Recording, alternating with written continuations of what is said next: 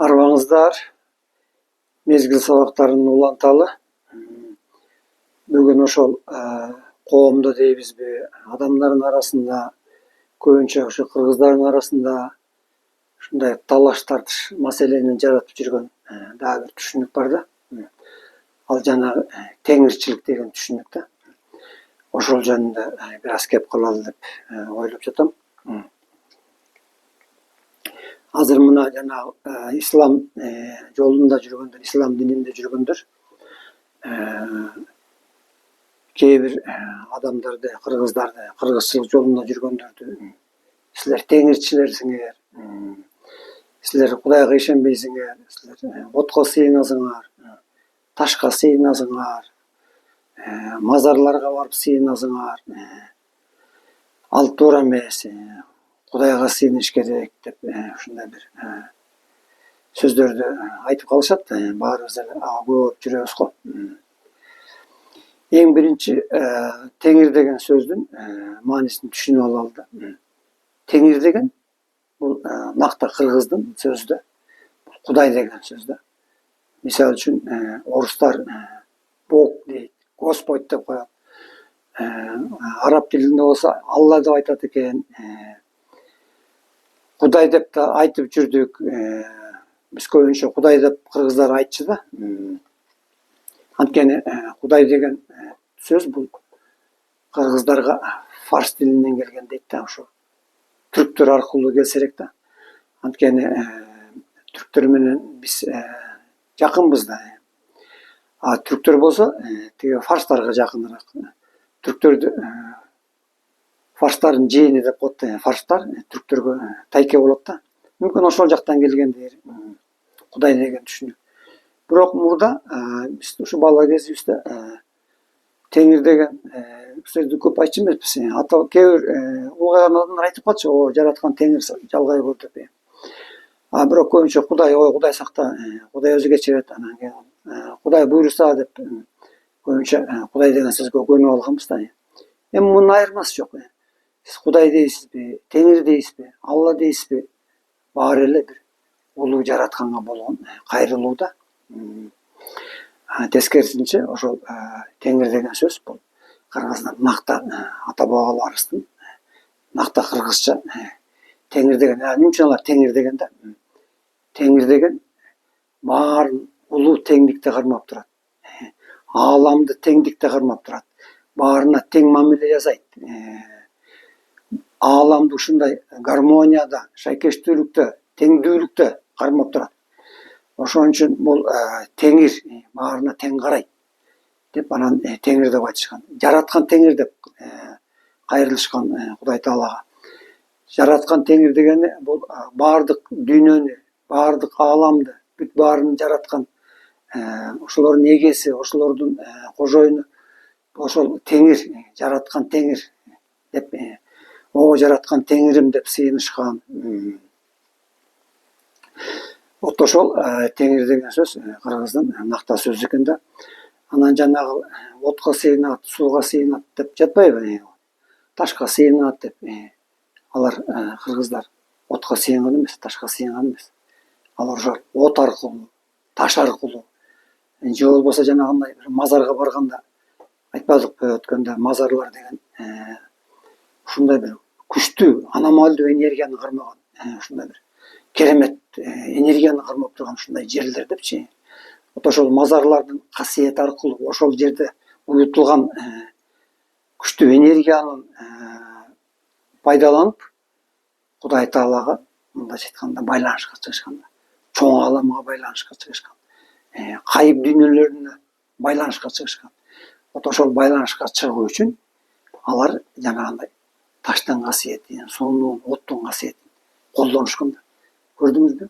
Алар тескерисинче ошонун баарын билишкен. Ушто таш аркылуу байланышка чыкса болот. Анткени таштын касиетичи ушунчалык азыр деле биз ошо таштын касиетин пайдаланып жүрөбүз. Мисалы үчүн мына сиздин телефонуңуздагы симка таш деп коебуз да. Ошол кичинекей симкада не деген миллиондогон, миллиарддаган маалыматтарды өзүнө сактап калып жатпайбы? Память аябай күчтүү да таштын. каалаган учурда каалаган маалыматыбызды вот ошол кайра таштын памятына чыгарып биз окуп атабыз, көрүп атабыз, үйрөнүп атабыз дегендей. Көрдүңүзбү таштын касиети кандай экен? Мынтип айтат да, мына мезгил сабактарында ушундай бир маалымат бар. Бир эле тоголок кум дейт. Буудайдай болгон, мисалы үчүн таруудай болгон. Кумду алып туруп дейт. Эгерде сиздин ушундай бир оолиялык касиетиңиз бар болсо, ушундай бир өзгөчө касиетти алып жүрсөңүз дейт да. Вот ошол кумду, бир томолок кумду дейт. Майда медерлерге ажыратып, өзүңүздүн жана касиетиңиздин, сезимиңиздин күчү мененчи майда медерлерге ажыратып туруп, анан ошол ташта жана бир томолок кумда камтылган маалыматты окусаңыз дейт. Не деген ушунчалык информация арда толтура дейт.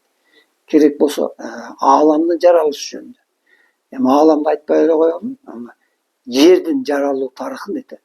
Ошол бир кумолак, бир томолок кумдан дейт, окуп үйрөнүп алсаңыз болот дейт. Ал ошол кумда дейт, жер кандайча болуп жаралган, жаралганда ал кандай жер акыбалда эле, жер күйүп турганбы, же эрип турганбы, жер ошол убакта газ акыбалында болгонбу, же катуу акыбалда качан келди. Вот ошол маалыматтардын баарын дейт, сиз ошол бир томолок кумдан окуп алсаңыз болот. Көрдүңүзбү? Таштын касиети кандай? Ошондой эле оттун касиети да аябай күчтүү да. Биздин мына материалдык дүйнөдө, адамзат дүйнөсүндө айтпадыкпы? 4 кубат өзүнүн эмесин бийлигин жүргүзөт депчи. Ал кубаттар кайсылар? Жер кубаты, от кубаты, суунун кубаты, анан кийин абанын кубаты депти. Кубаты деп. Вот ошол кубаттарды пайдаланып, даже биз кайып ааламдарына чыксак болот экен. Чоң аалам менен, башка дүйнөлөр менен байланышты ачып алсак болот экен. Вот ошол кубаттардын касиетин пайдаланып. Значит, биздин кыргыздар жана ташка, немеге, отко ушундай өздөрүнүн жана ритуалдарын жасаганда, вот ошол таштардын, оттордун, суулардын касиеттери аркылуу улуу жараткан менен, Кудай Таала менен байланышка чыгып дейбизби? Өздөрүнө керектүү маалыматтарды, келечек жашоолору кандай болот, жасап аткан иштерине тилек кылышкан, Кудайдан тиленишкен, суранышкан. Вот ошонун баары ал отко сыйынуу, ташка сыйынуу эмес. Алар тескерисинче ошолордун касиетин пайдаланып, Кудай Таала менен байланышка чыгышкан экен да. Ал эми мына диндердин жаралганына мисалы үчүн канча убакыт болду да. Христиан дининин жаралганына 2000 жыл болду да. Иисус Христостун төрөлүшүнөн бери ошол пайда болгон да христиан дини. Ислам дини болсо 1400 жыл болду деп айтып жүрүшөт.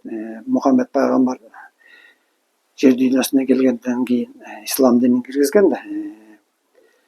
Андан башка дагы диндер бар. Мына Будда, буддизм дейт, эң улуу, эң баарынан эски дин деп айтылат да.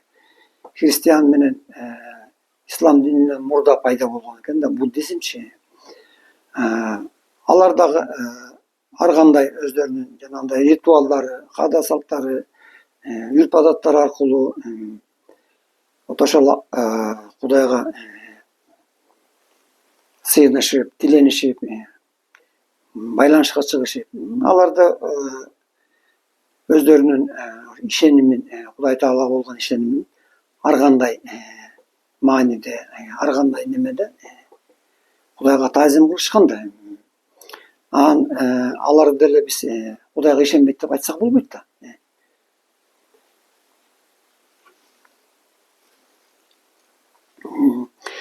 Анан ошол диндер пайда боло электе, мисалы үчүн ислам дини пайда боло электе, ошол кыргыздар кимге сыйынышкан?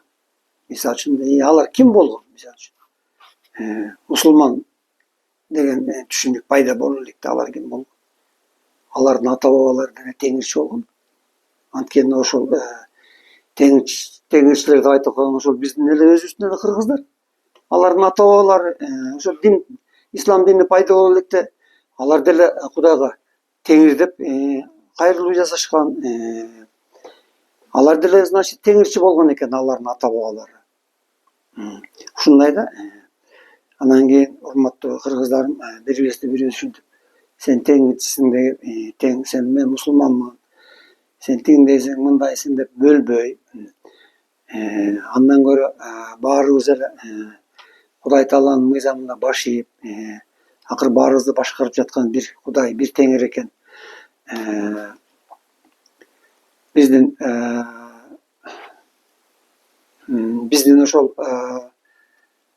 жашоого келген максатыбыз ошол Кудай Таалага кызмат кылуу болгондон кийин бөлүнүп жарылбай, ушундай шариатта айткандай жогорку шайкештүүлүктө ынтымак, ушундай ынтымакта чогуу аракет кылсак, биздин жашообуз, турмушубуз мүмкүн жакшы жака эртерээк өзгөрөт эле деген ушундай түшүндүк да.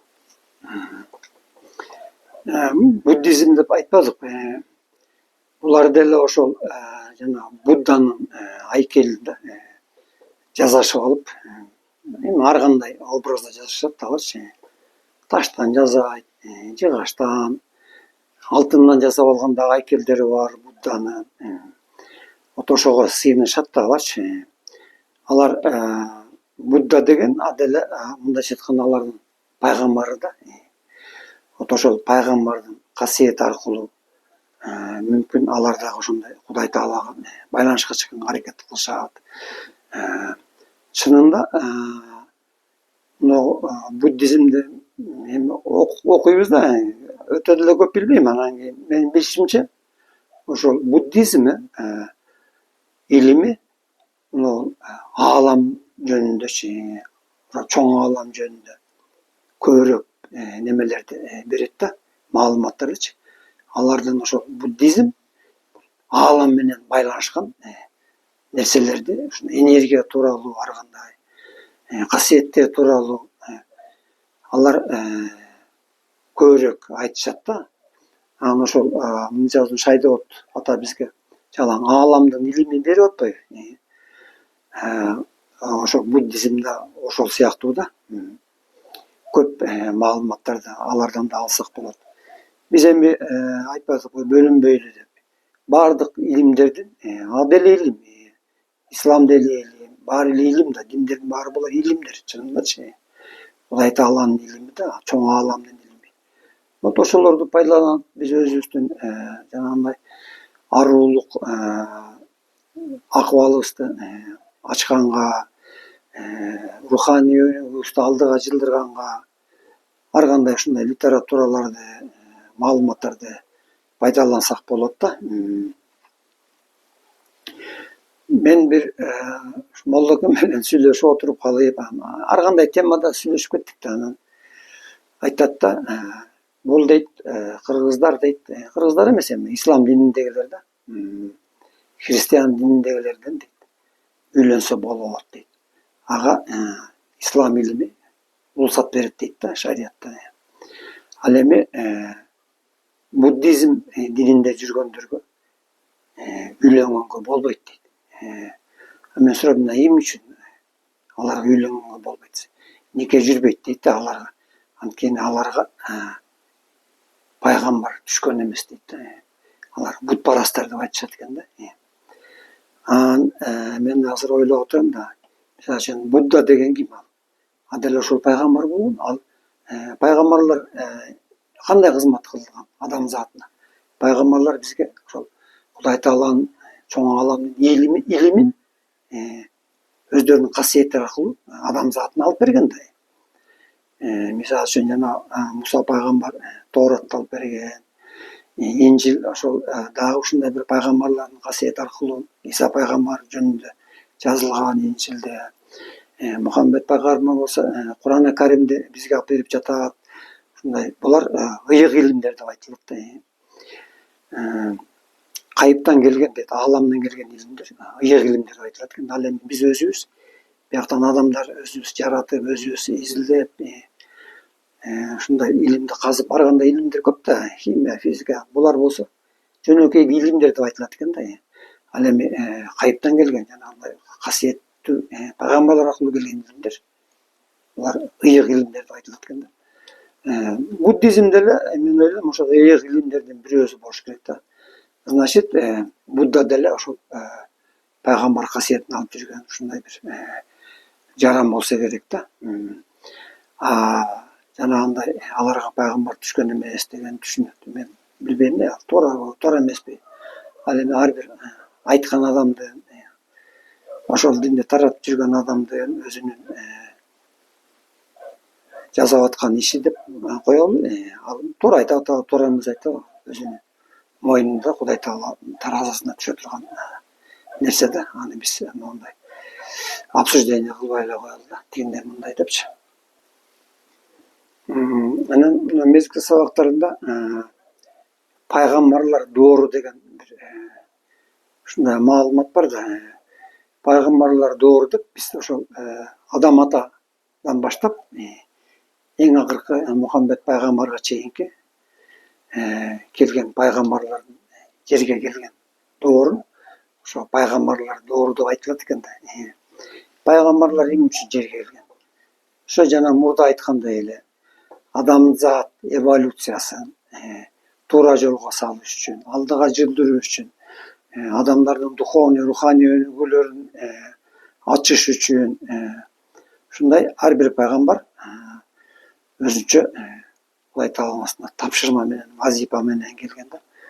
Анан келип алар ар ким өзүнүн иштерин аткарып кетишкен. Эмес кимиси канчалык деңгээлде аткарды, ал бир Кудай билет да. Анан вот ошол пайгамбарлардын дейт эң биринчи касиети дейт, бул ээрчитүү касиети болгон дейт да. Алар мындай элдин астына чыгып сүйлөгөндө же бир ушундай бир маалыматтарды элге түшүндүрүп айтканда, Кудай жөнүндө, дин жөнүндө, динге элдерди жанагындай дин жолуна салууга аракет кылганда, ушундай алар дейт элдер дейт, алар сүйлөгөндө эле ушундай аларды ээрчип, алардын сөзүн угуп, аларга ишенип, ушундай болушкан дейт адамдарчы. Алар ошондой ээрчитүү касиетин алып жүрүшкөн дейт да. Алардын эң биринчи касиети ошол болгон дейт, пайгамбарлар. Мындайча айтканда, гипноз сыяктуу ушундай бир касиеттер болсо элек да. Пайгамбарлардынчы алар сүйлөгөндө элдер батырак ынанып, ошол Кудай жолуна түшүп, Кудайдын бар экенине ишенип, анан адамдарды бат эле ушундай дин жолуна салышкан дейт да, ошол пайгамбарларчы.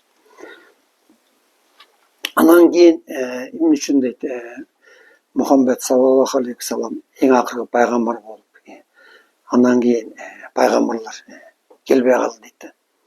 Анткени пайгамбарлар доору бүттү дейт да. Ар бир доордун өзүнүн ушундай бир Кудай Тааланын астына максаты, жасай турган иши болот экен да. Эмне үчүн алардын доору бүтүп калды дейт. Анткени жана айтпадыкпы, алардын адамдарды ээрчитүүчү касиети болгон деп да. Мисалы үчүн бир пайгамбар ошондой бир 1000 кишини алдына коюп сүйлөгөндө 1000 кишини өзүнө имерип, ээрчитип келе турган ушундай күчтүү касиетти алып жүргөн экен да. Анан доорлор алмашкан сайын, убакыт өткөн сайын, же Сайдот илиминин немесинен айткандай, биз ааламдын улам күчтүү энергетикалык зонасында, кемерлердин күчтүү аймактарына кире баштагандан кийин дейт, ааламдан келген күчтүү космостук энергиялардын таасири астында дейт, ар бир пенденин, ар бир адамдын жарандык, личный руханий энергиялардын күчү дейт, уламдан улам арта баштады дейт да. Ар бир адам уже өзүндө улам майда медерлерди пайда кылып, ошондой жарандык энергиясынын күчү дейт, уламдан улам өсө баштады дейт. Анан мына элестетсеңер дейт, бир пайгамбар бир эле выступлениясы менен жанагындай элдин астында дейт да. 1000 кишинин өзүнө эмери болсо дейт. Улам убакыт өткөн сайын дейт, ал 100 кишинин дагы уже өзүнө эмергенге күч келбей калды дейт. Анткени ар бир пайгамбарга берилген касиеттин күчү адамдар, ар бир адам жанагындай өзүнүн рухтук касиети күчтүү болуп баштаганда дейт, аларды ээрчитүү, аларды ушундай бир өзүнүн эмесине ишендирүү идеясына кыйыныраак боло баштады дейт да. Анан ошон үчүн дейт, анын баары дейт, оттуу доордун жакындашы менен пайда боло баштады дейт да. Анан ошентип анан кийин пайгамбарлар өздөрүнүн немелерин уже аткарганга, тапшырмаларын аткарганга, аларга кыйынчылыктар пайда боло баштаганда, анан Кудай Таала башкача жол менен адамдарга анан кийин мындай действие кыла баштады дейт да. Оттуу доордун немеси ушул дейт да, өзгөчөлүгү ушул дейт. Оттуу доордо дейт, Кудай Таала ар бир адам менен индивидуально дейт, ар бир адам менен ушундай өзгөчө мамиле жасай баштайт дейт да. Мурда дейт адамдарга илимдерди пайгамбарлар аркылуу берип атса, эми жок. Ар бир адамды дейт лично өзү аркылуу гана ушундай бир жолдор менен Кудай Таала өзүнө ишендирип, туура жолго салып, тарбиялаганга башкача уже методду дейт да, пайдалана баштады дейт да.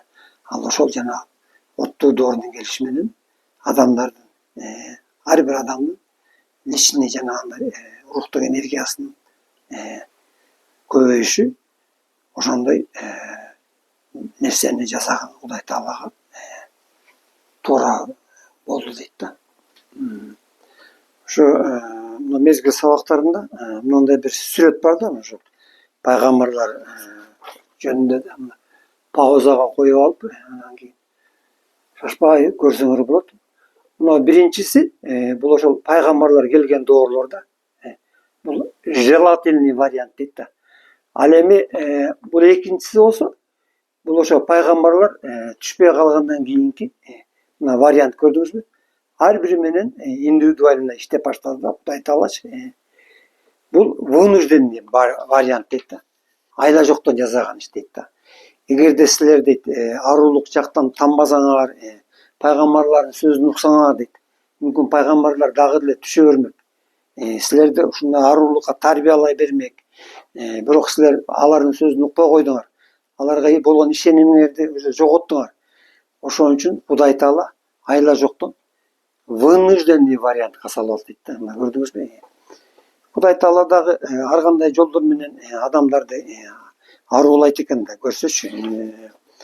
Мына эмне жерде болсо, мынакей замандар ар кайсы доордо, ар кайсы заманда бизге ааламдан, космостон кандай энергиялар бизге таасир берип жатат да. Ошол жөнүндө мындай сүрөт бар. Анан дагы мындай бир дагы сүрөт бар. Мына көрдүңүзбү?